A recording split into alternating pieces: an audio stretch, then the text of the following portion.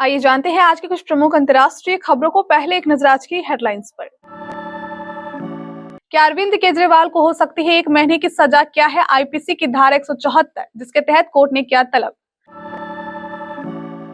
केंद्र में मंत्री पद, यूपी की 4 बड़ी लोकसभा सीटें, योगी गवर्नमेंट में भी हिस्सेदारी, बीजेपी आरएलडी में बन रहा ये फॉर्मूला।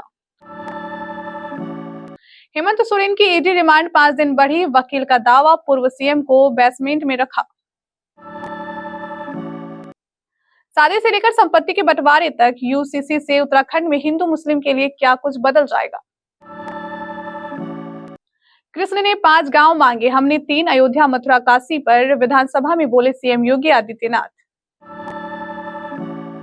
पाकिस्तान में चुनाव से एक दिन पहले 2 भीषण बम धमाके, 30 लोगों की मौत।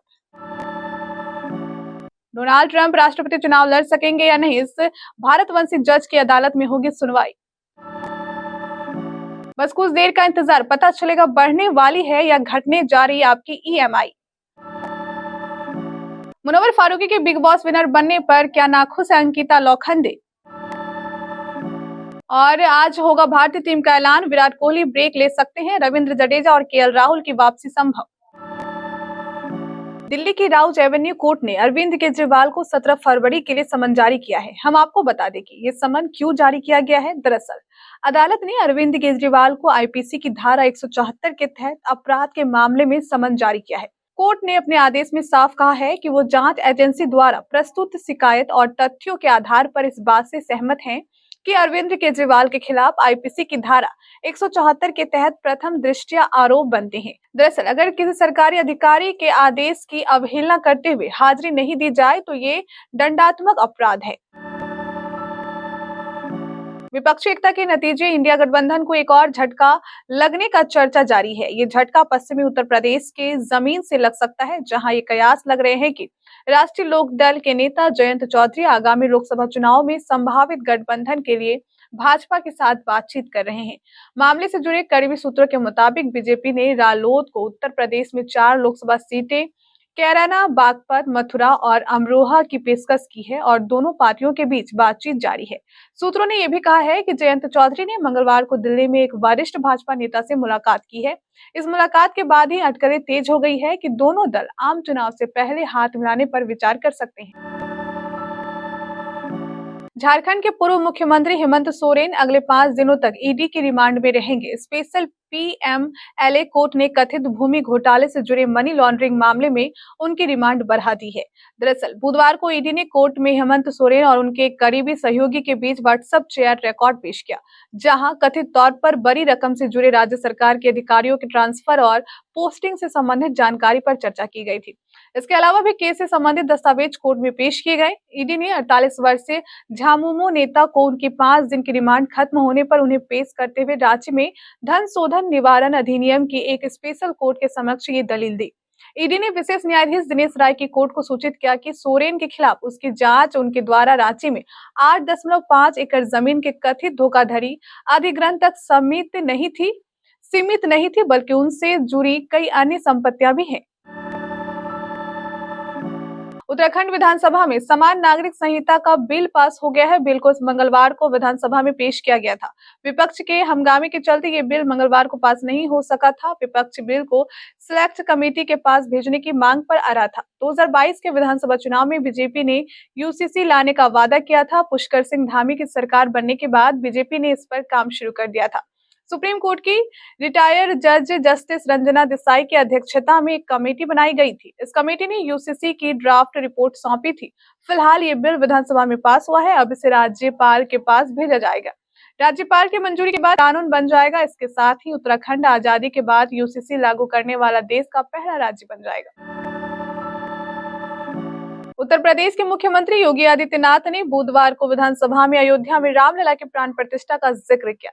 लगे हाथों काशी और मथुरा में मंदिर मस्जिद विवाद की तरफ भी इशारा किया। अयोध्या में बालक राम की प्रतिमा की प्राण प्रतिष्ठा के 1 महीने के अंदर ही योगी ने मथुरा और काशी की बात की है। योगी आदित्यनाथ ने कहा, ये मेरा और मेरी सरकार का सौभाग्य है कि हमने अयोध्या दीपोत्सव का संभव बनाया। जो एक राष्ट्रीय उत्सव बन गया। अयोध्या नगरी को पिछली सरकारों ने निषेधाज्ञा और कर्फ्यू के दायरे में ला दिया था। सदियों तक अयोध्या को कुत्सित इरादों से अभिशाप दिया गया। इसे सुनियोजित तिरस्कार का सामना करना पड़ा। पाकिस्तान में 8 फरवरी को आम चुनाव होने जा रहा है। चुनाव से ठीक एक दिन पहले बुधवार को बलूचिस्तान में 2 भीषण विस्फोट हुआ है, जिसमें 30 लोगों की मौत हो गई जबकि 42 घायल हो गए। पहला विस्फोट बलूचिस्तान के पीसीन में एक निर्दलीय उम्मीदवार के ऑफिस के बाहर हुआ, जिसमें 17 लोगों की मौत हुई जबकि 30 लोग घायल हो गए। इसके लगभग 1 घंटे के भीतर ही दूसरा विस्फोट हुआ। ये दूसरा विस्फोट जमीयत उलेमा इस्लाम पाकिस्तान के दफ्तर के बाहर हुआ, जिसमें 8 लोगों की जान गई और 12 घायल हुए। घायलों को इलाज के लिए हेलीकॉप्टर के जरिए क्वेटा ले जाया गया है। एक अधिकारी ने बताया कि इलाके में पार्क की गई मोटरसाइकिल में विस्फोटक रखा गया था। विस्फोट के तुरंत बाद पुलिस, बम निरोधक दस्त और अन्य एजेंसियों ने इलाके को चारों ओर से घेर लिया और साक्ष्य इकट्ठा करना शुरू कर दिया। अमेरिका के पूर्व राष्ट्रपति डोनाल्ड ट्रंप के एक मुकदमे की सुनवाई भारतीय मूल के जज के सामने हो सकती है। दरअसल हाल ही में अमेरिका की फेडरल अपील कोर्ट ने कहा कि ट्रंप पर 2020 के कैपिटल हिल मामले में मुकदमा चल सकता है। अगर ट्रंप इसे चुनौती देते हैं तो ये मामला फिर भारतीय मूल के जज श्री निवास के बेंच के पास जा सकता है। ट्रंप पर 2020 के चुनाव नतीजों को पलटने का आरोप है। चुनाव नतीजों के बाद 6 जनवरी 2021 को ट्रंप के समर्थकों ने कैपिटल हिल पर धावा बोल दिया था। अपील कोर्ट ने माना कि 6 जनवरी 2021 को व्हाइट हाउस में किए गए कृत्यों के लिए उन पर मुकदमा चलाया जा सकता है। फेडरल अपील कोर्ट ने ट्रंप के उस दावे को भी खारिज कर दिया है, जिसमें उन्होंने मुकदमे से बचने के लिए कानूनी प्रतिरक्षा यानी लीगल इम्यूनिटी होने का दावा किया था। भारतीय रिजर्व बैंक की मॉनेटरी पॉलिसी कमेटी की मीटिंग के नतीजे आज सुबह 10 बजे आ गए। रिजर्व बैंक के गवर्नर शक्तिकांत दास बैठक में लिए गए फैसलों के बारे में बताएंगे।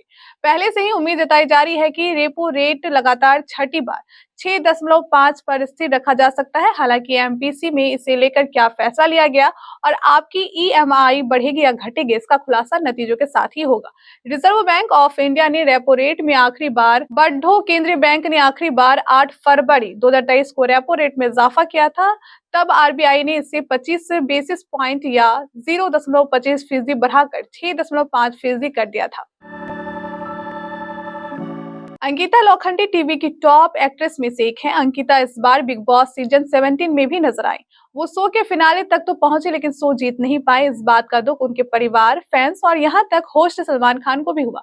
शो खत्म होने के बाद अंकिता को काफी अपसेट देखा गया था, जिसके बाद खबरें उड़ने लगी थी कि शायद अंकिता अपनी हार से दुखी हैं और उन्हें मुनव्वर फारूकी के जीतने पर जलन हो रही है। इस पर अब पहली बार एक्ट्रेस ने अपना रिएक्शन दिया है। अंकिता लोखंडे ने हाल ही में ई टाइम्स को इंटरव्यू दिया है। इस इंटरव्यू में एक्ट्रेस ने मुनव्वर फारूकी के विनर बनने पर रिएक्शन देते हुए बताया है कि मैं बिग बॉस 17 के रिजल्ट से जरा भी अपसेट नहीं हूँ। मैं ये बात साफ कर देना चाहती हूँ, हम बीते 4 दिनों से लगातार शूट कर रहे थे, इस वजह से मेरी तबीयत ठीक नहीं थी। मेरी हालत बहुत खराब थी और बस मैं घर जाना चाहती थी। सारी हेयर स्टाइल वाला लुक काफी हैवी था। एक दिन पहले हमने रैन सीक्वेंस का शूट भी किया और 6 बजे सोए थे। 7 बजे फिर हमारा शूट कॉल था। इंग्लैंड के खिलाफ आखिरी 3 टेस्ट मैचों के लिए आज भारतीय टीम का ऐलान हो सकता है, मगर उससे पहले भारतीय टीम के लिए एक बुरी और एक अच्छी खबर सामने आ रही है। बुरी खबर तो ये है कि पूर्व भारतीय कप्तान विराट कोहली अगले 2 टेस्ट मुकाबले से बाहर हो सकते हैं, मगर इसी बीच भारतीय टीम के लिए एक अच्छी खबर भी सामने आ रही है। यह चोटिल स्टार प्लेयर रविंद्र जडेजा और केएल राहुल को लेकर है। दरअसल भारतीय टीम इस समय इंग्लैंड के खिलाफ 5 मैचों की घरेलू टेस्ट सीरीज खेल रही है।